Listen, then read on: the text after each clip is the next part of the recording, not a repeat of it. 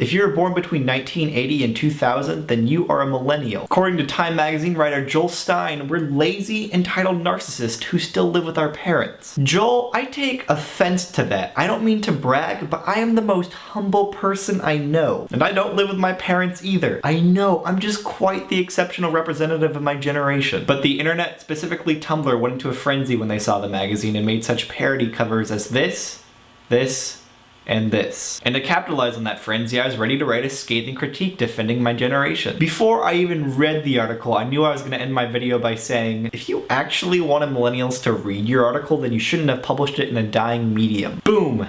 Roasted. But after actually reading the article, I'm not gonna do that, and I'm very embarrassed by my own snap judgment. To be clear, this article does not read like a grumpy old man complaining about kids these days. The first half of this article criticizes millennials, and Joel Stein does this by presenting data and quotes from respected academics. For instance, 58% more college students scored higher on a narcissism scale in 2009 than in 1982. Of course, there are sweeping generalizations present in the article that aren't going to apply to everyone, but he's trying to sum up 80 million people. The criticism that he does bring up, though, are qualities that I recognize in myself and in my peers. Joel goes on to assert that social media allows us to turn ourselves into brands, with our friend and follow numbers serving as sales figures. He says, when everyone is telling you about their vacations, parties, and promotions, you start to embellish your own life to keep up. If you do this well enough on Instagram, YouTube, and Twitter, then you can become a micro-celebrity. Now, who does that sound like? That describes me, and to use an awful word, that describes the rest of my internet famous friends. And if you're a millennial watching this, and there's a good chance that describes you too. It's not all reasons why we suck like the internet originally thought. The second half of the article goes on to focus on our positives. Joel says that our perceived entitlement isn't a result of overprotection, but an adaptation to a world of abundance. Like, we don't have to be farmers or factory workers anymore. Technology has just given us so much choice. I'm a marketing manager at a new media site, and I was able to get my job because of my YouTube presence. That wouldn't have even been possible 20 years ago, or even 5 years ago. I was born at the perfect moment in history to take advantage of all these new opportunities. My generation can do so much with all this newfound choice we have. Joel says that all that choice might end in disappointment, but it's a lottery worth playing.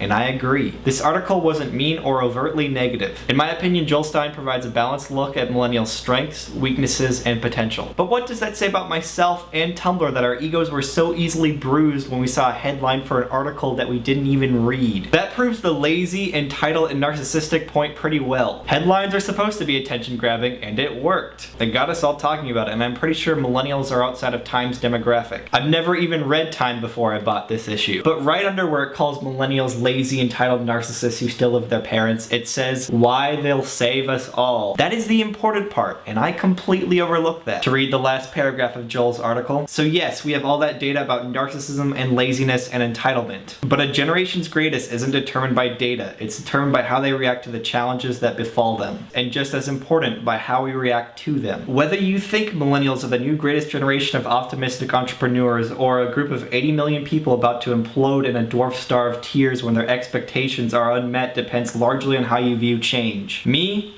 I choose to believe in the children.